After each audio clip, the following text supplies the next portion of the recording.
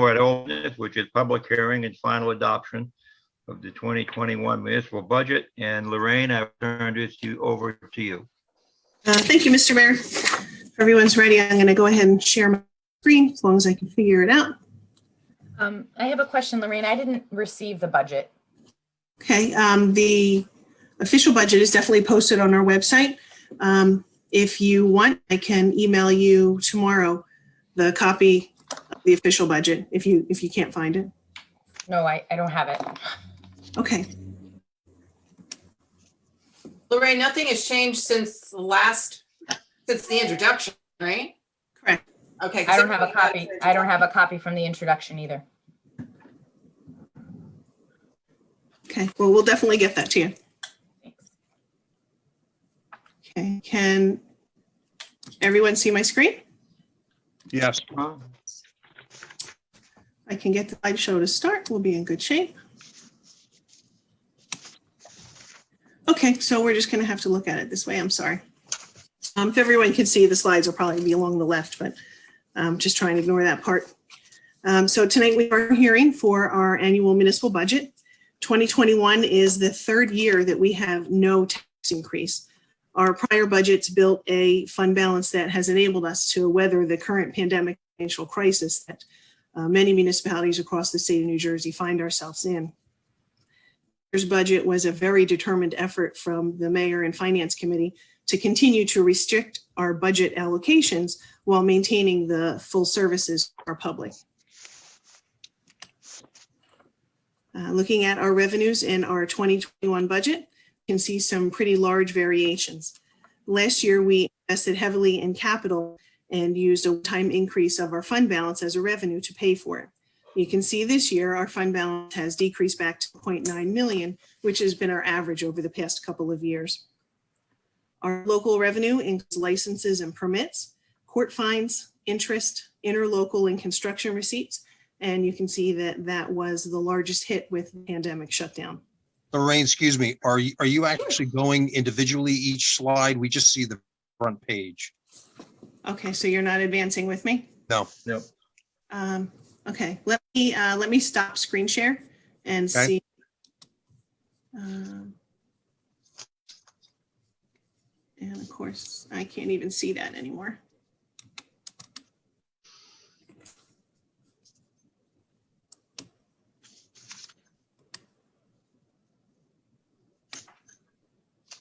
How about, can you see that? Nope, all we see is the cover page, Lorraine. Okay. How's that? There you There we go. go. There you go. Good job. That's better? Yep. And I totally found mine, so I apologize. Totally Oh, found you're it. okay, I'm good. as long as you have it. Yep. This category, I think I was up to grants. They have decreased substantially from the prior year, but as they are offset fully by spending appropriations, there's no actual net impact on our budget. Last year, we had a couple of grants that we do not have repeating here. That is the aeration grant, large DOT grant, and our HUD grant.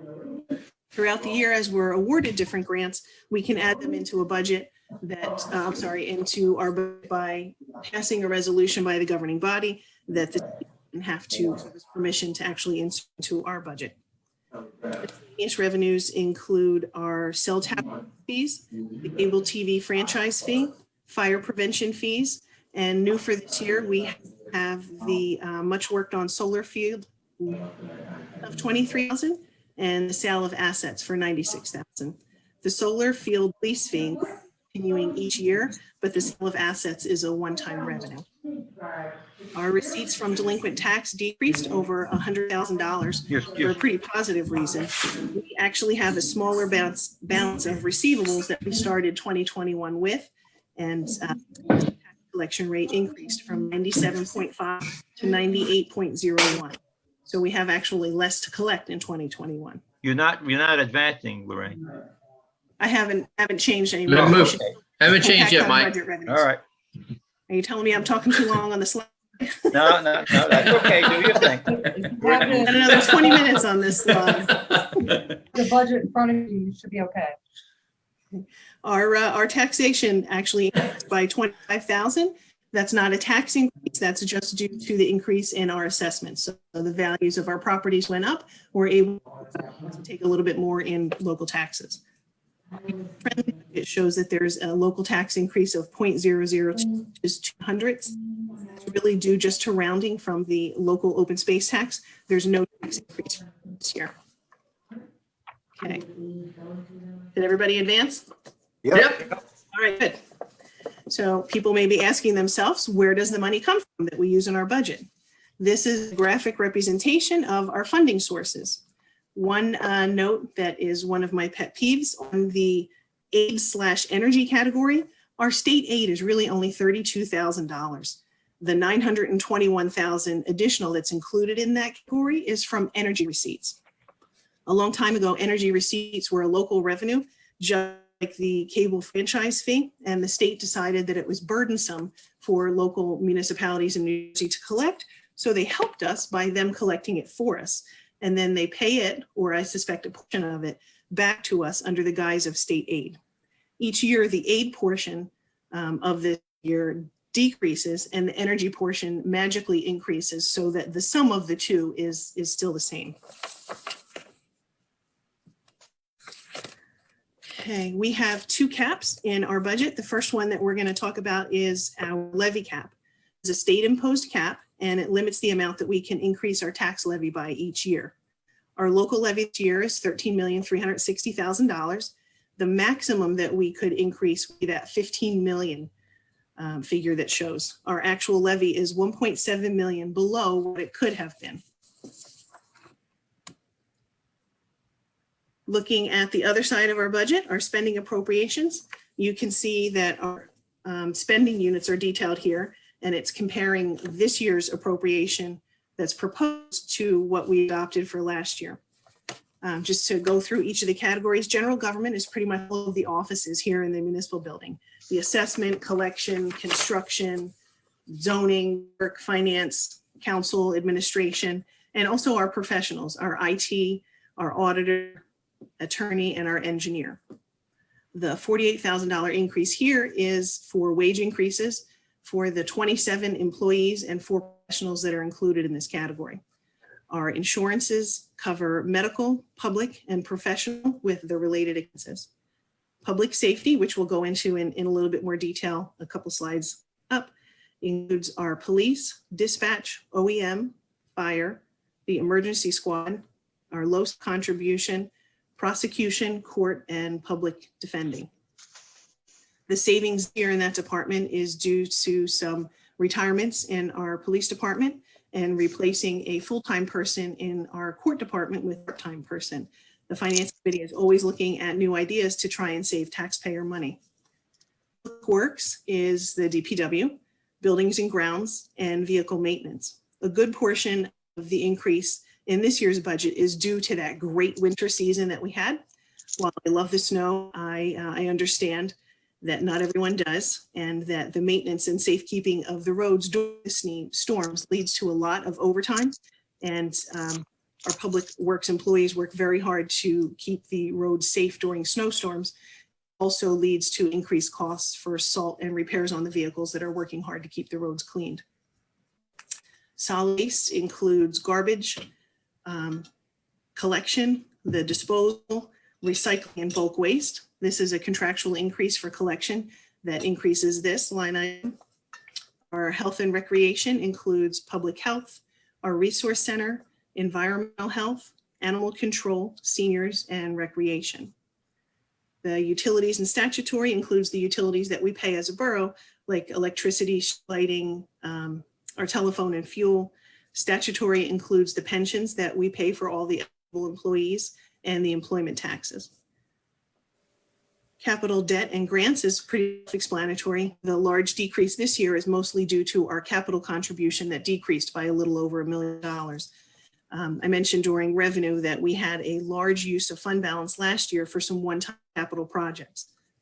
Our contribution this year is much smaller than it has in the past couple of years, but we hope to recover from the pandemic financial crisis and back to contributing a little bit more heavier in the future.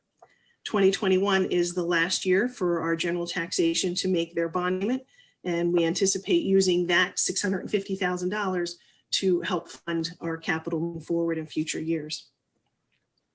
Grants in this category, they vary wildly from year to year. It depends on just what the grants are that we have. Like I said, we didn't have the aeration and the HUD and the DOT grants for this year, so it's decreased dramatically. If we receive grants throughout the year, we still have the option to add them in, like I mentioned earlier, and the revenue offsets the appropriations if there's no net cost to taxation. The last category here is the reserve for uncollected taxes, or this appropriation acts like an allowance for doubtful accounts in commercial accounting. Since we have to pay our school and county 100% of their levy, which is what the revenue is they need to pay their budgets, anyone that pays their taxes late or doesn't pay their taxes at all of that comes out of our share of the taxes. We shoulder the entire burden for unpaid taxes. So that $1.7 million is the amount that we have to raise over and above what we actually need for our budget to make sure that the cash flow coming in is sufficient to meet all of our operational expenses. Looking at where we spend your tax dollars, on this pie chart, you can see that about 26% goes to public safety. Utilities with statutory insurance and works each take 12 and 13%. The RUT is 9% of our entire budget, and that's just under the 10% that we spend for general. Whoops. Since public safety is 26% of our entire municipal budget, we're going to take a little bit closer look to see that category. At just over $3.6 million, our police department is the largest portion of this, and they account for 77% of our public safety budget. Dispatch, at a cost of just over $450,000, accounts for 10% of our public safety budget. The second cap that we have to contend with is our appropriations cap. Our whole budget is just over $18 million. Certain appropriations are not limited, like our debt, our capital, LoSAP, local agreements, grants, and the RUT that we just spoke about. Every year we pass a cap ordinance that makes it possible for us to take advantage of the maximum amount of appropriations that's permitted, but have not in any recent years at least used any amount of that monies that are stored in the bank. Our budget for all appropriations, called our Levy Cap appropriations, is just over that $14 million figure there. And we could have increased appropriations by another $870,000 and still been within the state permitted amount. Looking at how the tax dollar is actually broken out, we receive about 28% of each tax dollar. The county receives 21% and the school receives 51%. This is based on estimating that the school and the county will each increase their levies by 2%. All of the information so far has been about our current fund budget, everything that's in our general taxation, but the borough also has 2 utilities and they operate like individual companies inside the municipal umbrella. First, we have our water utility that provides quality drinking water to over 2,200 units in town. Comparing our revenues from 2021 to 2020, we can see that we're using less balance and more user fees with only a $5,000 change in the overall budget from last year. Our appropriations were pretty close to where they were in prior. Our sewer utility serves almost 3,200 units. Looking at the revenue comparison, we're using a lot less fund balance this year, and we're increasing the amount we're anticipating for our sewer rents. There has been another rate reduction scheduled for this year, and that will decrease the amount of revenue that we anticipate from sewer rents in our 2022 budget. All the budget increased about $50,000 for our sewer utility, and that's mostly due to operational cost increases. And our last slide is the mayor's favorite slide. This is a quick look at our debt. You can see from 2010, our debt has been steadily decreasing. This year, we weren't as aggressive in our pay down of our short-term note, just because we were trying to be a little bit more cautious in this financial uncertainty, but hopefully next year we'll come back to it a little bit stronger and pay it a little bit more than we did this year. Council is very aware that to continue to have little or no tax increase moving forward in future budget years, we'll have to be cautious and very creative in finding efficiency improvements in our internal operations. The traditional phrases of do more with less and think outside the box are part of our everyday ongoing budget conversations that we have in the borough. I hope this information provides some insight for the budget, and the full budget again is posted on our website if anybody would like to review that incredibly long document. Also, our auditor is on the meeting tonight, Ray Sarinelli, and if anyone has any questions, we'd be happy to answer them.